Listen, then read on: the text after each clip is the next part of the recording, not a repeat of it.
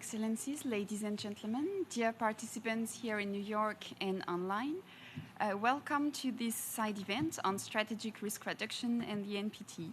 This event is co-organized by the French Ministry of Europe and Foreign Affairs and the Fondation for Strategic Research, Fondation pour la Recherche Stratégique, leading think tank in Paris working on security and defense issues. The topic of strategic risk reduction has been perceived with increased interest during the past review cycle, and I think this interest is really visible today at the review conference with several papers and side events dedicated to the issue. Today's side event is going to raise the question, among others, is there a need to think differently about strategic risk reduction today? Especially, the discussion will attempt to put the efforts in strategic risk reduction in the context of recent events, especially the war in Ukraine. It's also going to raise the questions of the relevance for the NPT Review Conference of this topic, but it will also tackle specific questions such as whether a common definition of the subject is necessary, how the current efforts and the propositions that are made on the topic can contribute to improve international security, and how the notion articulates with other concepts and priorities, such as, for instance, promoting a responsible behavior for nuclear countries, but also, of course, more globally moving forward on disarmament. Of course, it will also recall different initiatives and progress that have been made on the issues, as well as some propositions. To evoke these issues, we will have initial remarks here in New York and two panelists, as well as two online panelists that will join us. But before we turn to our speakers, I will give the floor to the head of the Directorate for Strategic Affairs at the French Ministry of Europe and Foreign Affairs, Ambassador Philippe Bertoux. Thank you very much, Emmanuel, and thank you to all the participants present here today, physically or virtually. Thank you. I'm very happy to host this side event, and thank you from the FRS to organize it. As you know, France is very much attached to advancing and promoting strategic risk reduction, and we have invested a lot on this topic during our presidency or coordination of the P5 for 2 years, including the preparation of a P5 working paper on this topic. And we are very aware of the great interest that this topic has gathered, and of the expectations of the whole NPT community in this topic, be it member states, of course, but also the civil society. Perhaps I will start by making very, very clear that for us, there must be no misunderstanding. We believe that strategic risk reduction is an important goal in itself, but should never be perceived as a substitute to nuclear disarmament or to obligations under Article 6 of the NPT.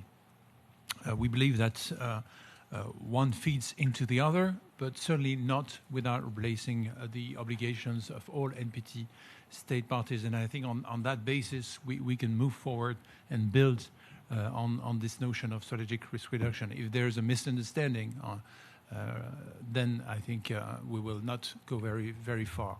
So that's clear for France, at least. Another point perhaps I would like to mention is that I think everybody that is interested in the topic is well aware of the distinctions or the various approaches or angles regarding risk reduction, be it strategic risk reduction or nuclear risk reduction. I would like to perhaps remind why France goes for rational, or what is the rationale behind France's preference for and use of the term strategic. First, I would say that we have always connected nuclear weapons to the strategic environment. We believe that these weapons are very much connected or linked with the realities of the strategic context and the environment. And these are realities and sometimes hard realities that need to be a factor that cannot be ignored when one aims at reducing the risk of the employment of such weapons. Also, we all know that in academic or disarmament literature, risk reduction is often referred to in three different ways. The first way is unauthorized use, so that points to nuclear terrorism or weapons security. The second is unintended use, which points to accident or technical errors or weapons safety. And the third is intended use based on incorrect assumptions. That is to say, authorized use, but based on misperceptions. Now, France has always been very clear and adamant that we consider as a matter of national sovereignty that our nuclear weapons can in no way be employed outside of the very strict and confidential, for obvious reasons, protocols in place. And therefore, we consider that the third issue, the third approach, is the most relevant for collective efforts. Because it doesn't involve as much confidential information and non-proliferation information that the two others may contain. But we, of course, we are fully aware of the fact that there is a debate on the parameters of risk reduction, and we very much recognize it, and we respect the position of colleagues. The fact that there is a debate in itself is a contribution to this REFCON, and I think on that basis we need to continue this debate, and we need to continue working on making the environment safer to reduce risks, and so we should move forward. If we look at the current context, which is really dire at this point for international security. The positive note of that is that risk reduction is more important now than ever. And there are many ways it can be sought. The first one, obviously, is dialogue and sustained dialogue among nuclear weapon states and among nuclear weapon states and non-nuclear weapon states. That in itself is extremely important. The second approach can be regular exercises or transparency, presentation of one's nuclear doctrine. That is something that we do regularly in France. Our president regularly makes a speech in which he presents our vision of the strategic context as well as our arsenal and our doctrine. Yesterday we hosted in this very room at the same time an event dedicated to our national report. With cross-checking and questions about this precisely. So we already had that debate, but that's something that we really encourage all others to do similarly. Another avenue for work on risk reduction is more notifications or more systematic notifications, especially for ballistic tests. Recently, we celebrated the anniversary, the 20th anniversary of the Hague Code of Conduct. That is a critical element also that I want to underline. And an example of things that we can do that do not have legal value in itself, but a lot of political value and a lot of practical value. And we note that even in the midst of the current situation and high tension, especially in Europe, but internationally, notifications have continued to be made, and that in itself also is a very good signal. Another point, of course, is the regular contacts between military or Pol-Mil experts from nuclear weapon states, and so on and so on. Of course, it's difficult to have this conversation, again, in a vacuum and without mentioning the very dire situation that we face internationally and in Europe because of the war waged by Russia against Ukraine in violation of all its obligations. I already mentioned that in my speech today, as well as in the event yesterday, so I will not go in details again on the point, but that is clearly an attitude that is contrary to efforts to reduce strategic risks. Last but not least, we hear a little music that deterrence has failed with the current events, and that the risk of nuclear war is higher than ever. I would say, for my part, that deterrence in the French doctrine, of course, is really and strictly for defensive purposes and to prevent war. And nuclear weapon states, if they are responsible nuclear weapon states, can and must have a dialogue in order to avoid strategic risks. And therefore, regular contacts, communication channels are really core in order to fuel diplomatic, political, strategic risk reduction measures. And therefore, the leader statement that was published January 3rd this year on the prevention of nuclear war is more important than ever, and France is fully committed to this statement.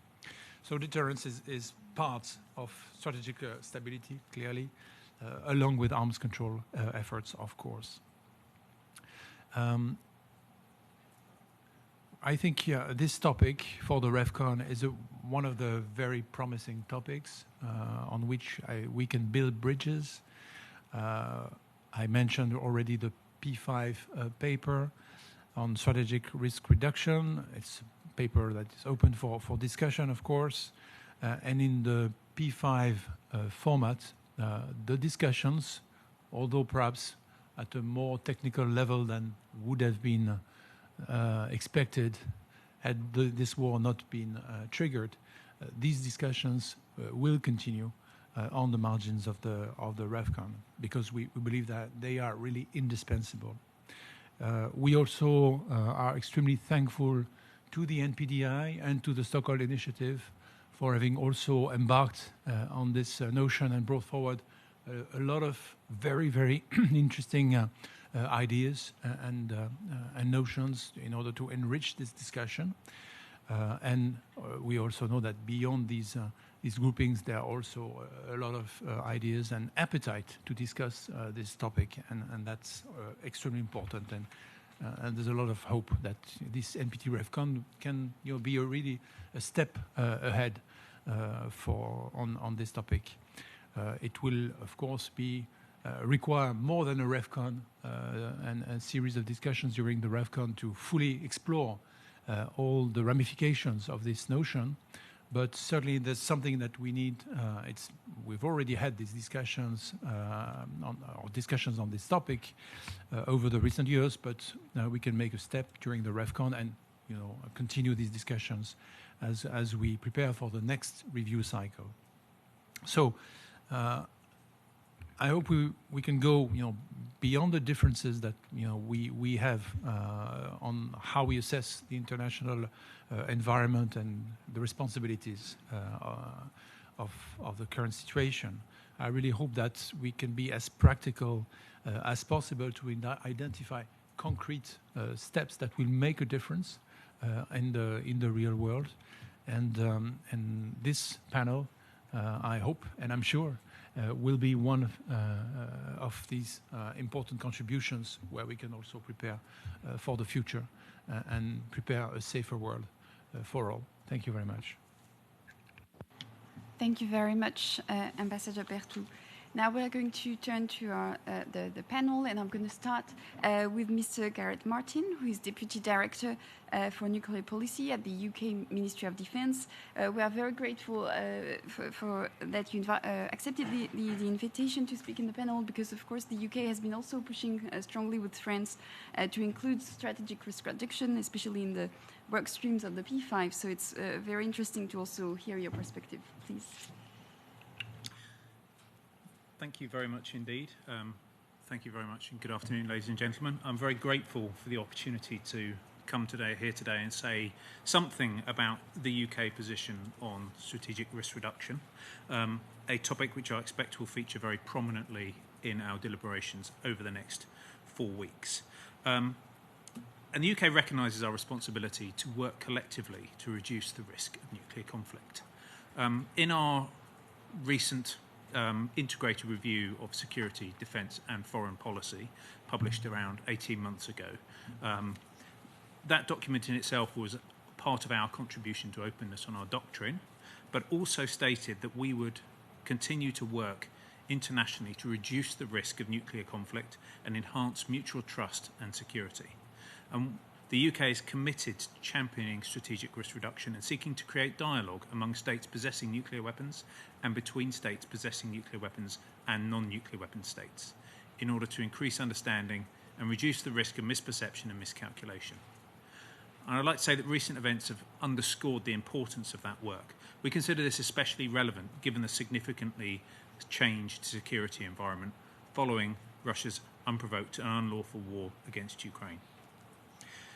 We continue to see the reduction of strategic risks as one of our foremost responsibilities. It's in all of our interest to be actively working for the preservation of the record of non-use of nuclear weapons that has been in place since 1945. I agree very much with what Philippe said, that risk reduction is not a replacement for disarmament, but it is complementary to the treaty's overarching goals and is consistent with the long-term efforts towards disarmament and the ultimate goal of a world without nuclear weapons and with undiminished security for all. But building that more secure environment is a collective responsibility. The UK believes that all states have a stake in reducing risks, and that multilateral risk reduction should incorporate diverse views. We are looking to engage with both nuclear weapon states and non-nuclear weapon states to progress understanding and identify any steps that can be taken to reduce the risk of nuclear conflict. And in this spirit, the UK welcomes the continued engagement, for example, with the Stockholm Initiative. It's not going to be easy to reach an agreement on risk reduction, given the wider challenges in the security environment and the difference of opinion on nuclear and strategic risks. For the purpose of this review conference, it would be wise to focus on areas of convergence, where I hope we can all agree it's in our collective interest to pursue. And for the UK, we propose 3 main priorities. Firstly, building trust and confidence between states. There's a continued need for a constructive relationship between states and their representatives on nuclear issues, and the UK will continue to press for multilateral and bilateral dialogue at multiple levels between nuclear powers on risk reduction. And the UK recognises that both verification and transparency play an important role in building confidence, and we will continue to prioritise both areas. The UK supports effective arms control measures as a means to reduce risk and increase transparency. Second priority is increasing understanding and comprehension. As a smaller nuclear state, the UK has an element of deliberate ambiguity about precisely when, how and at what scale it would contemplate the use of nuclear weapons in order to not simplify the calculations of any potential adversary. However, we recognise that transparency and dialogue are necessary to prevent or reduce risks of miscalculation and misperception, and thus strengthen stability. Misunderstandings about, for example, the development of new capabilities, doctrines, and the intent behind specific military activities are a common risk in security relations that can be mitigated through formalised, institutionalised communication and dialogue. Third priority, effective crisis management and prevention tools. In this environment, the risk of escalation is compounded by modern technology, which could reduce the time that's available for engagement between states and for decision-making purposes. To reduce this risk, the UK seeks to explore mechanisms that allow states to clarify intent before a crisis can escalate, as well as how decision-making timelines can be increased without impacting on deterrence. This, for example, is why the UK's deterrence system remains detargeted and at several days' notice for use. The UK will seek to identify and understand potential escalation pathways and consider how it could break the related action-reaction dynamics. These elements are underpinned by measures for the safety and security of nuclear weapons and special nuclear material, which we believe is complementary to strategic risk reduction. At this review conference, we should look to underscore the importance of risk reduction, to reiterate our commitment to it, and to our intention of advancing this important topic. And we look forward to working with all parties on this important shared aim. Thank you very much. Thank you very much. Now I'm going to turn to our online participants and experts to gather their views and their perspectives. First, I'm going to give the floor to Mr. Dr. Wilfred Wan.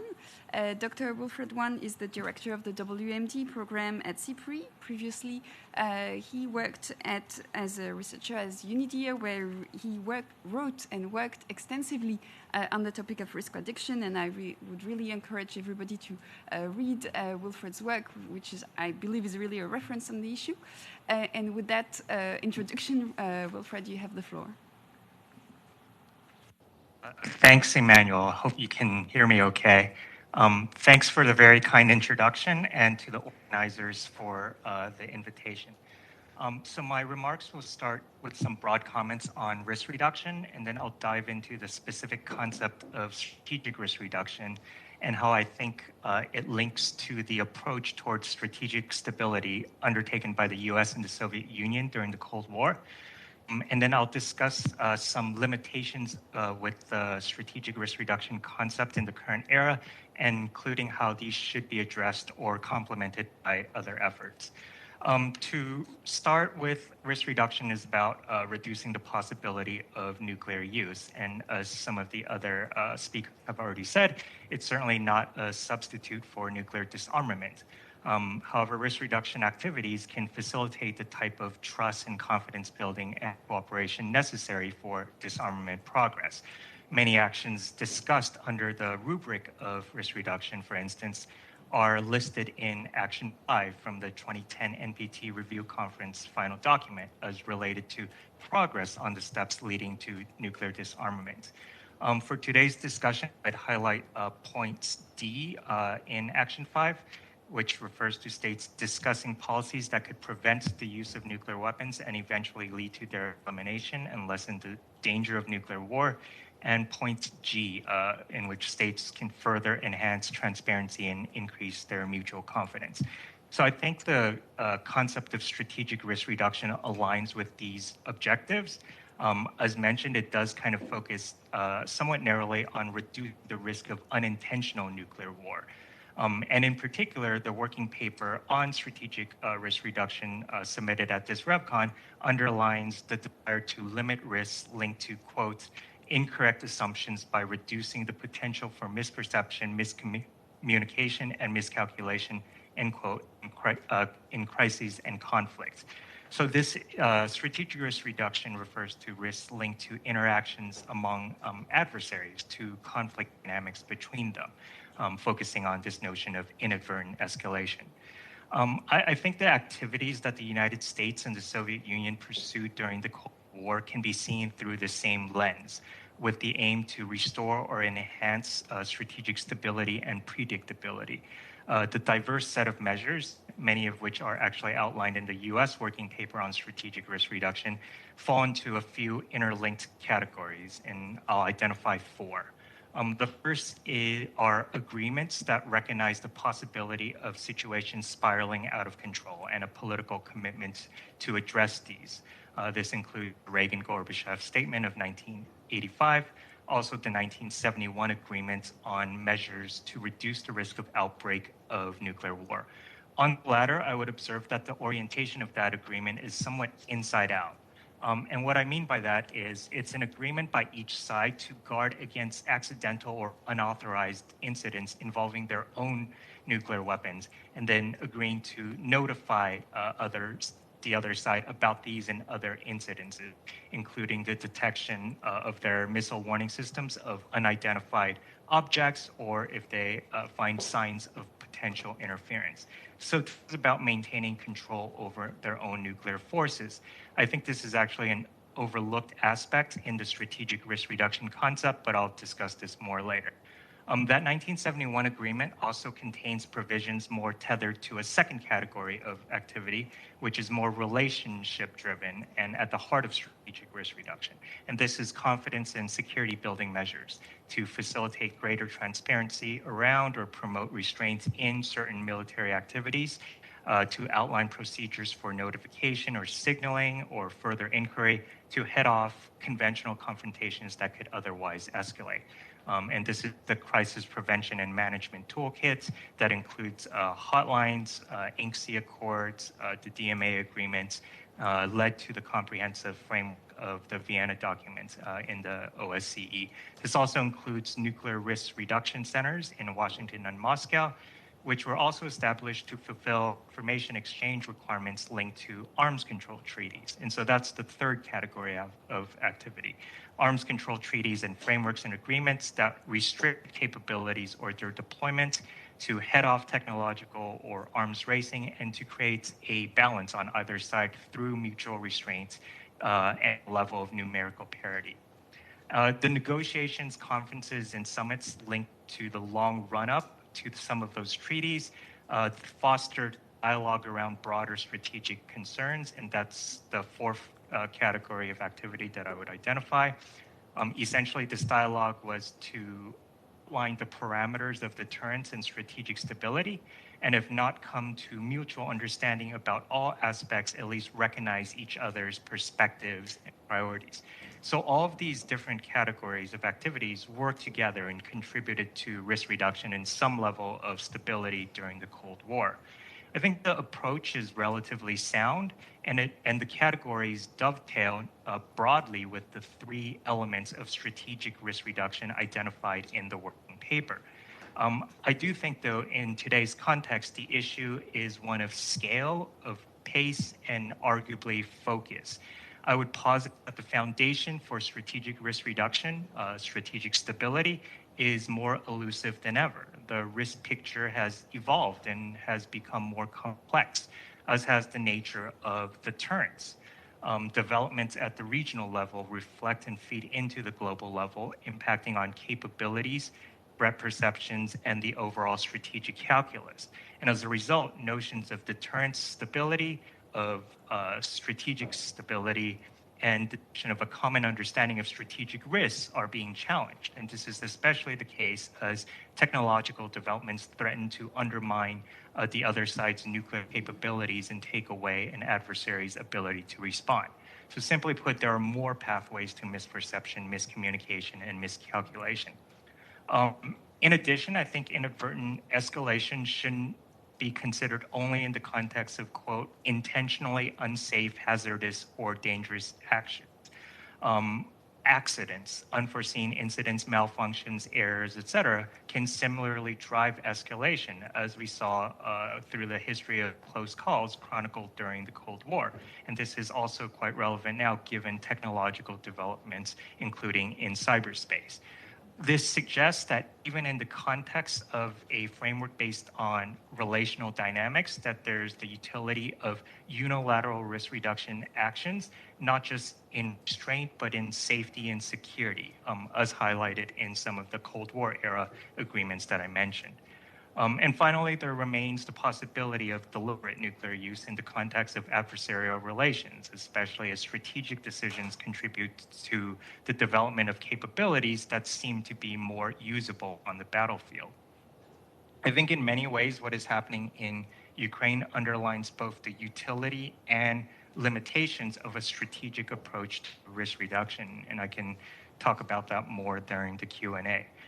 But just some concluding remarks. I think the concept of strategic risk reduction and frame has been and continues to be really important, right? It's facilitated high-level dialogue and promoted regular engagement among the nuclear weapon states, including doctrines and policies.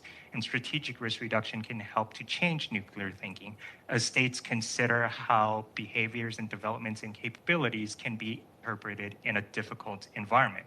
I think more has to be done even within the confines of strategic risk reduction.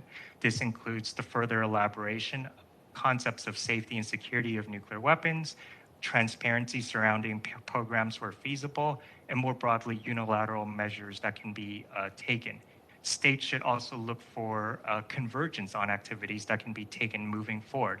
I know Max is going to talk more about this, so I'll try not to step too much on his toes. This includes means to strengthen accountability and reporting, for instance, or engage in more structured exploration of topics, for perhaps expanding from doctrines and policies to link them to capabilities and modernization plans. I think there also needs to be other configurations of states involved in strategic risk reduction discussions, including nuclear armed states outside the NPT and non-nuclear weapon states. And this is especially the case at the origins of potential conflicts and sources of tension among these states extend beyond the nuclear domain. Basically, this warrants kind of a more systematic exploration of different escalation pathways. And there's also a value and need to explore risks outside strategic risk reduction conceits altogether. Overall, I think I would argue that risk reduction activities, however labeled, just need to be more multifaceted, multi-domain, and multilateral to reflect the more diverse set of risk drivers. So with that, thanks for listening, and I'll turn it back to Emmanuel. Thank you very much, Wilfred. I take from your intervention a few ideas. The first, putting the notion in the context of NPT obligations, of course, your 4 categories, and thank you for highlighting a little bit the different types of measures that have been taken and that are still relevant today. You also introduced the notion of technological development and what impact it can have on this. And you also proposed, I think, very eloquently main principles for looking at the notion today. I will now give the floor to Dr. Maximilian Hull, who is a senior policy fellow at the European Leadership Network. Maximilian was part of the expert team that worked with the UK coordination of the P5, and during that time he looked very closely at how the topic was addressed in the P5 process, and this work continued also during the French chairmanship of the P5, and we worked together with ALN and FRS, so very happy to have you here with us online. Please go ahead. Very good afternoon to you all, and thank Emmanuel for the kind introduction. I'd also like to thank FRS, of course, for organizing this event and for having me on the panel. It's a pleasure to be here. So let me begin by saying that I have worked on the P5 process since 2019, when my organization, the European Leadership Network, collaborated with colleagues at King's College London on a project that essentially shadowed the P5 process in the NPT, where the UK coordinated the deliberations in 2019 and 2020. Now, the intention of this project was to interrogate the P5 process, really to examine the successes and the setbacks that it has faced, and to assess how the P5 process could positively contribute to a successful P5 London conference in 2020 and to this NPT Review Conference. In 2020 and 2021, I was then involved in a follow-up project run by the ELN and FRS to explore the merits of a P5 strategic risk reduction working group. Now, for both these projects, we held a series of workshops with experts and officials. We published a policy memo. We published a report. We conducted a civil society events on the sidelines of the London P5 conference. And we also published a working paper on strategic risk reduction. And one of our key recommendations was that the P5 should indeed establish a working group on strategic risk reduction and crisis stability, not just to foster a common P5 understanding of these issues, but also really to consider and most importantly, implement specific risk reduction measures during the 11th NPT review cycle. So in my remarks today, I will share some of the insights from these projects. I would like to briefly discuss how the P5 process evolved over the last couple of years and how strategic risk reduction specifically emerged as an important issue in the P5 process. I will then speak about the need for a substantive work plan on strategic risk reduction that leads to the adoption of specific deliverables in the strategic risk reduction space. And finally, I will offer a couple of thoughts on fostering exchanges on risk reduction between nuclear weapon states and non-nuclear weapon states and the various risk reduction initiatives. I think that these groups should explore synergies between their understanding of nuclear weapons risk, because at the end of the day, the adoption of specific strategic risk reduction measures is in the interests of all states, irrespective of their stance on nuclear weapons. So as many of you will know, of course, the P5 process was established in 2009 to improve cooperation and confidence building between the nuclear weapon states recognized by the NPT. The process, of course, for the very first time created a platform for the nuclear weapon states to collectively discuss and progress their unique obligations outside of formalized traditional NPT framework. And in process terms, the group has met regularly and held formal conferences every year, except for 2017 and 2018, around about the time of the Salisbury chemical weapons incident in the UK, which obviously soured relations between the P5. But despite not having a formal P5 conference in 2017 and 2018, China assumed the role of coordinator in July 2018 and convened a number of P5 consultations and meetings before hosting a formal conference in Beijing in 2019. And that conference really was significant because it was the first time that the P5 agreed on a specific 5-point work plan in an attempt to make a substantive contribution to this very review conference today. Since then, the UK has coordinated the P5 process in 2019 and 2020. France coordinated the process between 2020 and 2022. France, of course, has just handed over the coordinator role to the United States earlier this year. Now, in terms of risk reduction specifically, I think it's very interesting to note that the issue of discussing nuclear doctrines has actually been on the P5 agenda from the very beginning of the P5 process. But it was only from about 2019 onwards that the doctrines conversation became much more structured. And this was around the time when a G7 statement coined the term strategic risk reduction, and when some non-nuclear weapon states called for risk reduction measures. At the 2020 London P5 conference, the P5 advised that they would actually continue the doctrines discussion beyond this review conference because the value of these discussions was universally recognized within the P5. And of course, in their December 2021 working paper on strategic risk reduction, the P5 formally announced the incorporation of strategic risk reduction in the P5 process as, and I quote here, separate but related issues. I think it's also important to note that until the publication of the December 21 P5 working paper on strategic risk reduction, there was no common understanding among the P5 of what elements risk reduction could actually entail. But I think having this common understanding is quite important, not just because it offers clarity in what strategic risk reduction means for the P5, but also because it helps identify measures that are most viable politically and practically most suitable to addressing strategic risks. The P5 strategic working paper, I quote, again, outlines efforts to limit the risks that nuclear weapons could be used based on or as a result of incorrect assumptions by reducing the potential for misperception, miscommunication, miscalculation.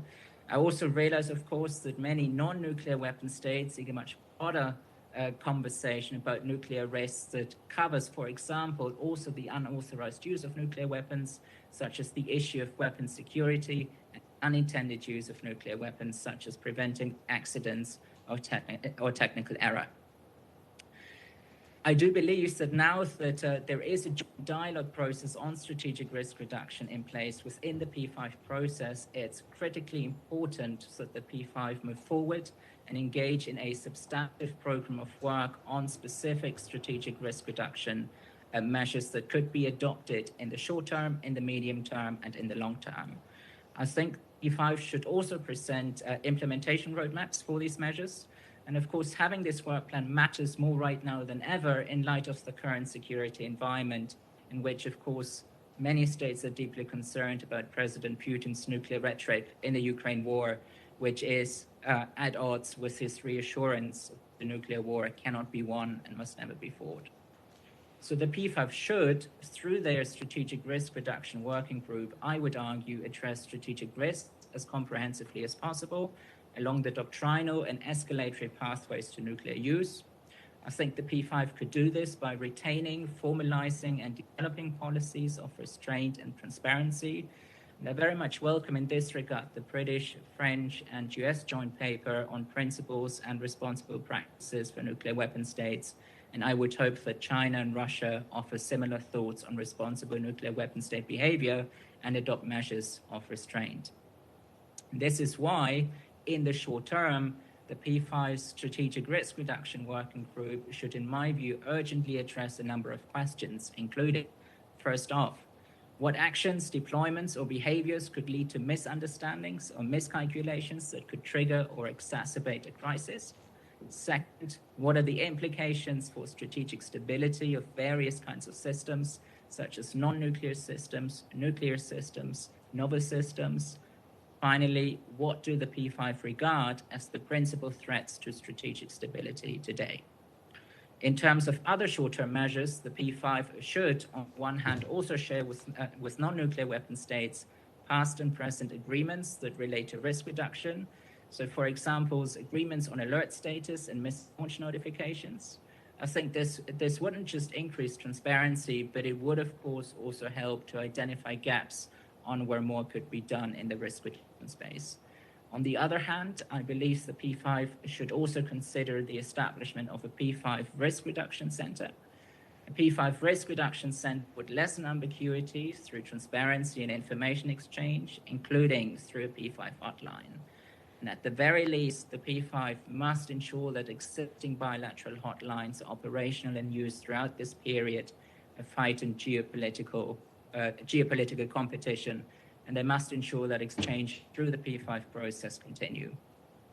In the medium to long term, I think, and I would hope, that another category of strategic risk reduction measures becomes feasible. These longer term measures should include negotiating new arms control treaties and frameworks that actually restrict capabilities or the deployments to prevent arms racing. And taken together, these measures would create more predictability in the relations among the nuclear armed states, and they would therefore enhance strategic stability. And this brings me to my very final point, that is that the P5 should engage with non-nuclear weapon states on risk reduction beyond giving briefings to selected groups of states or welcoming feedback on their work. I think the NPT community as a whole should find a regular format and dialogue process to explore synergies between the nuclear weapon states and the non-nuclear weapon states' perspectives on nuclear weapons risks and the various risk reduction initiatives to date, such as the Stockholm Initiative, the NPDI, the so-called Nuclear Non-Proliferation and Disarmament Initiative, and the CEND, Creating an Environment for Nuclear Disarmament. In fact, the CEND initiative, for instance, has commissioned a comprehensive inventory of existing and historical global risk reduction measures, and initiatives such as the NPDI and the Stockholm Initiative have proposed a number of risk reduction measures. And again, taken together, they should serve as a good discussion basis for the entire NPT membership to decide on feasible substantive risk reduction measures that could be implemented in the next review cycle and beyond by all member states. Indeed, I think in a time of heightened tensions and global anxiety, all states, irrespective of their stances on nuclear weapons, share an interest in the urgent pursuit and implementation of measures to reduce the risk of nuclear weapons use. I will stop here and I look forward to the discussion. Thank you very much. Thank you very much, Maximilian. Thanks for kind of retracing the genesis of the concept of strategic risk reduction within the P5 in particular, for kind of looking also forward to what can be done in the future, making recommendations with different time frames, and also for looking and recalling the various propositions and forums working on these issues. I would also like to recall that the papers you mentioned in introduction can be downloaded on the ELN website. Now we're going to conclude the panel with Mélanie Rosselet, Bouchelet, who is head of strategic affairs at the French Atomic Energy Commission. Thank you, Emmanuel. I try to be brief. First point on why a strategic approach to risk reduction. So strategic risk reduction can be defined as the measures that aim at lowering the likelihood of nuclear weapons use through improved communication, predictability, and restraint. All risks of nuclear weapons use are not the same, nor do they all carry the same consequences. So that's the reason why the path we propose is to adopt a strategic approach to risk reduction, which implies a focus on risks emanating from conflict dynamics between nuclear power. A strategic approach to risk reduction does not ignore the risks associated with accidental or unauthorized use, but the focus is on how those risks would interact with conflict dynamic. So the main focus is on use or escalation based on misinterpretation, miscalculation, and misperception. We think this is more fruitful, more relevant, because it tackles the most dangerous dynamics and also reflects the state of priorities in the current context. But the differences we have in terminology between nuclear versus strategic risk reduction, that should not prevent us from identifying the concrete, practical, and measures that we can put forward, and more generally moving forward on risk reduction, since we all share the same interest in avoiding nuclear use and preserving the record of non-use. I would say a word on the impact of the war in Ukraine, because the current context is a painful reminder that some risks can be the result of deliberate strategies of risk manipulation for offensive purposes, and that topic becomes more salient, I think. Therefore, the second lesson is that a credible policy of deterrence, whose purpose will continue to be to discourage strategic attacks and the breach of the record of non-use, remains necessary. But it must be complemented by strategic risk reduction measures, which are all the more critical when the risks associated with misinterpretation and miscalculation are important. My third point is that the NPT is the right place to talk about strategic risk reduction measures that are nonetheless not all to be implemented exclusively in the NPT framework. But why within the NPT framework? Because if there was only one reason, it would be that the NPT is in itself a critical strategic risk reduction instrument, as it has considerably reduced the nuclear proliferation trends that would be destabilizing. Furthermore, risk reduction appears to be one of the areas in which communities with different and sometimes conflicting priorities within the NPT framework could bridge the gap between them and identify pragmatic middle ground where progress appears possible and beneficial. Philippe Bertoux has already said that risk reduction is not a substitute for disarmament, although risk reduction is critical to make progress on disarmament. And of course, there are instruments that serve both purposes. I'd like to quote the CTBT, which is an excellent example because reaffirming the importance of non-testing is critical both for the global non-proliferation regime, for disarmament, and for risk reduction purposes. And we have a beautiful exhibition on the sideline of the NPT on the 25th anniversary of French ratification of the CTBT that I encourage you to visit. Now, all the relevant stakeholders should be part of the discussion on the reduction of strategic risk. But not all of them are NPT parties, so we should ask ourselves how we do with that issue. CEND offers maybe a valuable platform to discuss about risk reduction with these states. But that's a question to be discussed. So the fourth point is which concrete measures should be discussed and how can we proceed? So as Philippe Bertoux explained, we are very committed to the strategic reduction work. And we also have identified commonalities between the strategic risk reduction approach and the initiative developed, the Stockholm Initiative, the NPDI. To name a few of these common measures that we have identified would be establishing, maintaining, enhancing dedicated communication channels, promoting, the second is promoting restraint and reassurance. You have seen the P3 ministerial declaration and the working paper submitted by the P3 on responsible practices of nuclear weapon states. The two other nuclear weapon states are welcome to join, provided actions match declaration, which is not the case at the moment.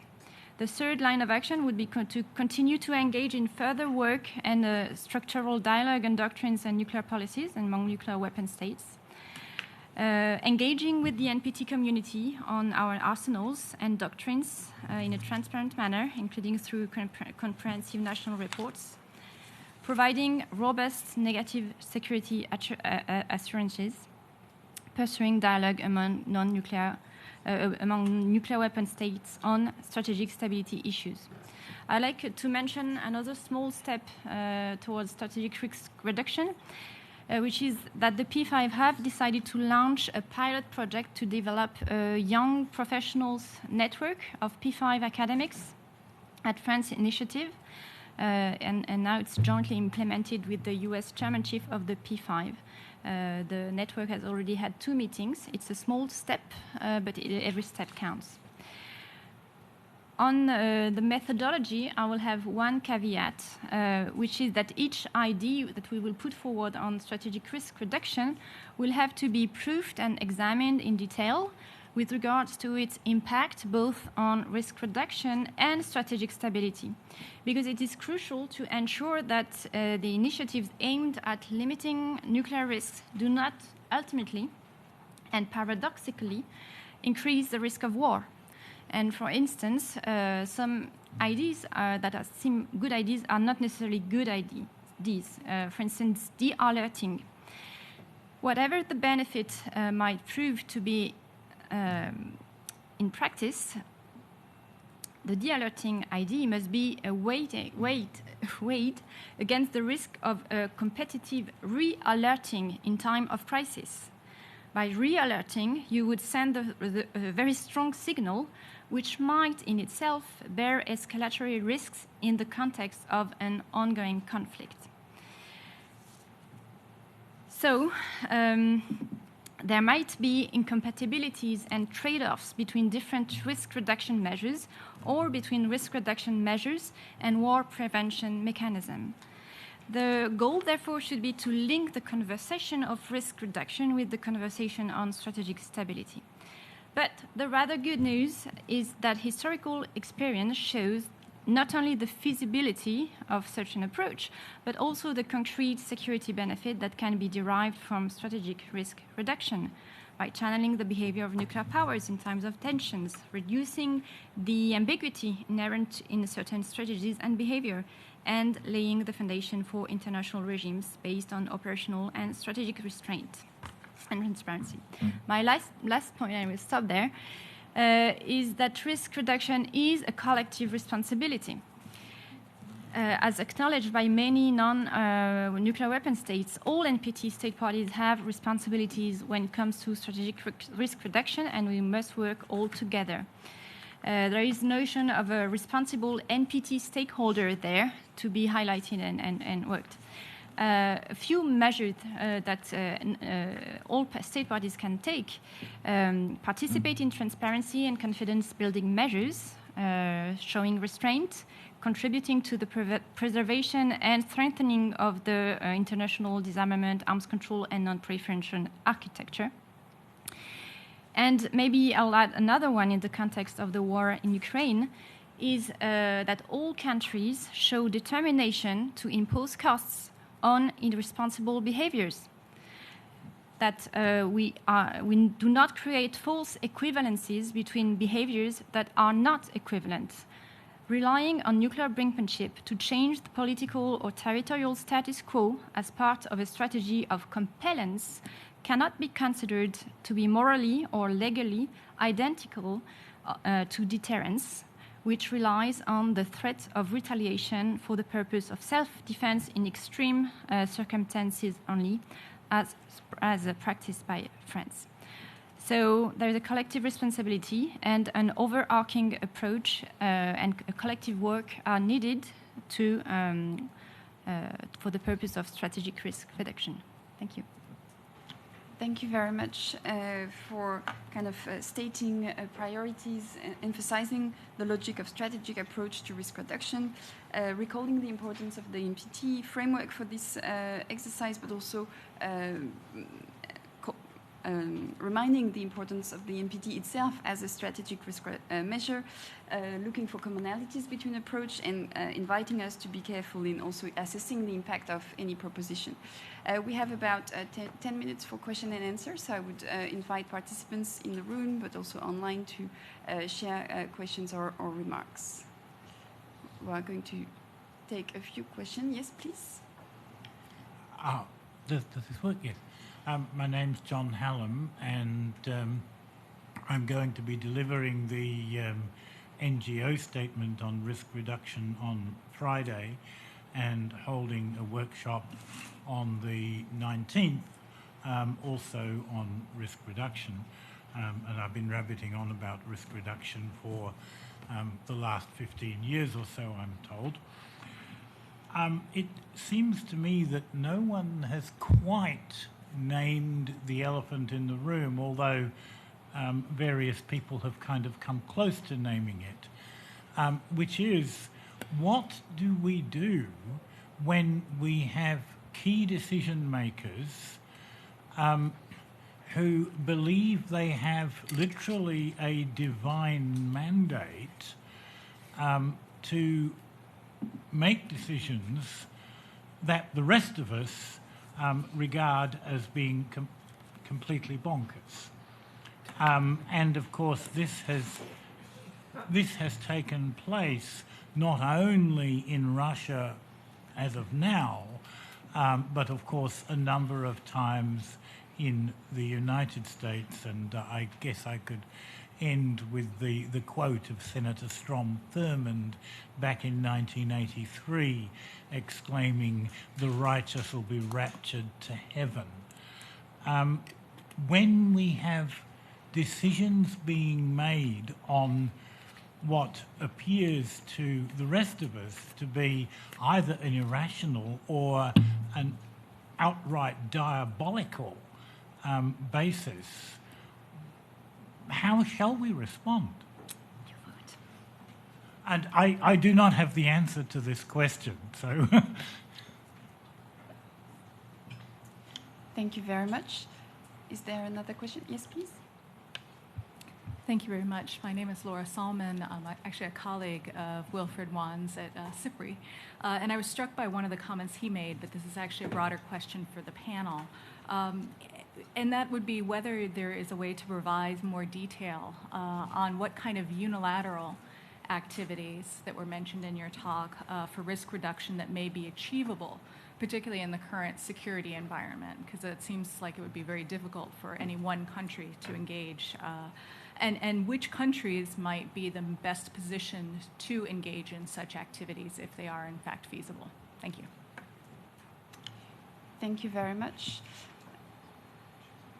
I'm looking in the room. There is, yes, I'm going to take your question, and there is also one online that I'm going to read first if you want. It's For Ambassador Bertoux, the question is about the fact that France has reiterated its preparedness to hold consultations between militaries within P5 members to reduce risks, and a question to know if France is ready to hold such consultations with Russia right now. So you have the floor, and then we'll go to the panelists for answers. Thank you. Yeah, thank you very much. Chair, I don't have a question. I have a remark since you encouraged us to share remarks as well. To put it shortly, and I'm Alexander Trofimov from Russian delegation, and I would like to react to the remark of one of the panelists that Ukrainian war is at odds of Russian reassurance that nuclear wars cannot be won. So it's a very strange conclusion to my mind, because well, actually, I would, I know it's not the topic of the meeting, but I would encourage you, if you have allergy to special operation, to call it at least military action, because for us it's not a war. It's justified, and yes, it was provoked by 8 years bombing of people of Donetsk and Lugansk. Sorry for saying this in this room. So, and to respond to this remark, I would also resort to what Melanie Roosevelt said about strategic approach to risk reduction, and it implies that risk emanating between clash of nuclear powers, and it's not the case in what is going on now in Ukraine.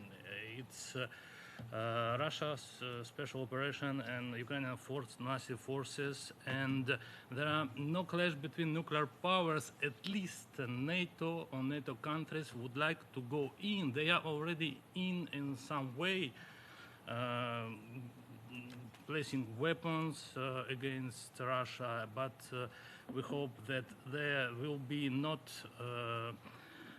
troops on the ground, because it's our Slavic case that is going on. Actually, civil clashes, unfortunate for me, it's a tragedy for my people.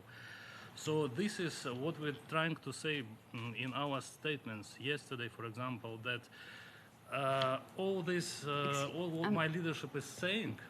Just okay. Yeah, please, if you could conclude. Yes, so I'm about to end. My leadership is saying is advertences, deterrence logic against some actions and words we hear, or my leadership hears from other nuclear powers. And this is why this phrase that it's very odd, and I would like to repeat that Russia is this P5 formula, it's fully for us, yes. And I would like also to commend France for chairmanship of P5. So it was exciting exercise to have these strategic working papers, and we are fully attached to it, as well as to the P5 statement. So, yeah, thank you very much. Thank you very much. A very short question. Yes. I think, Ms. Rousselet, you say that the NPT can be considered as a strategic risk reduction, right? Okay. So why France is not considering the TPNW as a strategic risk reduction? Thank you. Thank you very much. I'm going to turn to the panelists for answers. I'm going to start with Mr. Garret Martin. Thank you very much. I shall be brief. I just wanted to say a few things. Firstly, on detail of potential unilateral activities, I would direct your attention to the P3 paper, working paper that was put out a few days ago, where there's quite a few proposals in there that, and some of them new, and some of them quite, I think, groundbreaking, which do give some new ideas for things. I mean, it's things like language on human control and involvement in decision making and things like that, which are not things that have been said before, and which do indicate that there is new thinking and responses to strategic developments going on in our thinking. So I'd commend that to you.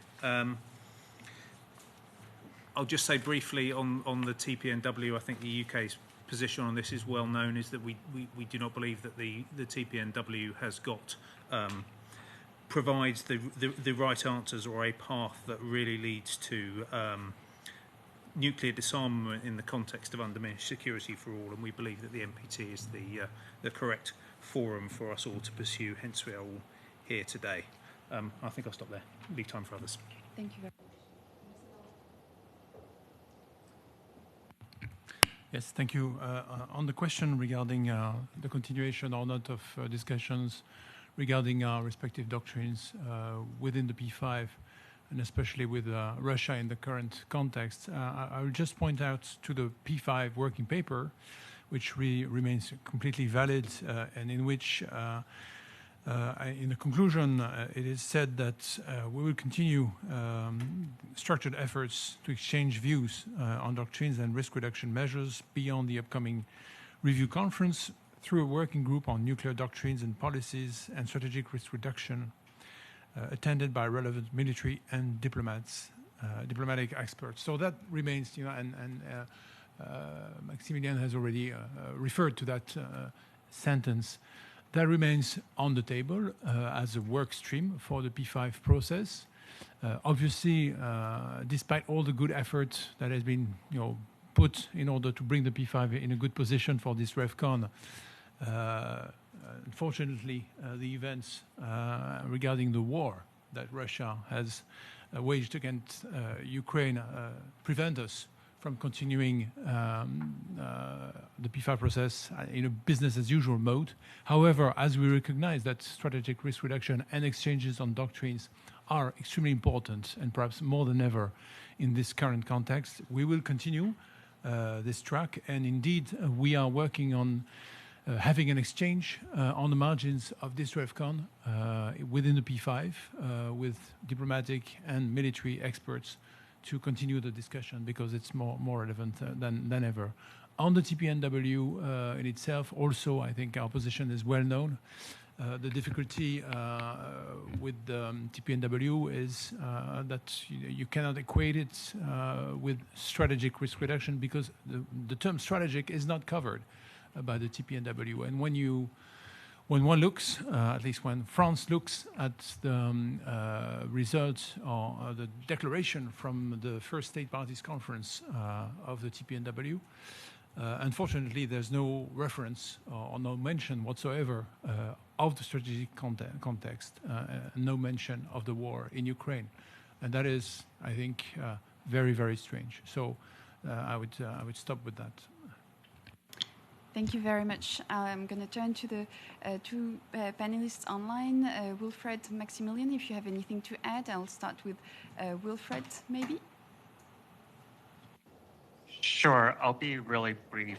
Just one point on the individual decision-making aspect. I think that underlines the importance of norms about the unacceptable nature of nuclear weapon use and the abhorrent consequences that would result, and to kind of,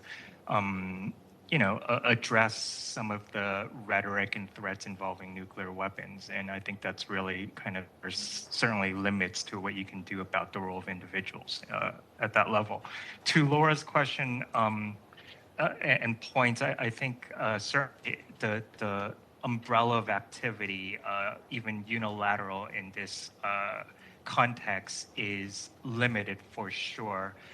But I think these don't necessarily even have to be declarations. They can be a review of internal processes linked to the development of new capabilities, for instance, commitments to tighten safety and security measures in terms of testing, and just otherwise broader transparency measures. And I would also refer to some of the ideas that have been thrown out in some of the working papers at the RevCon, including in the Stockholm Initiative paper as well. Thanks.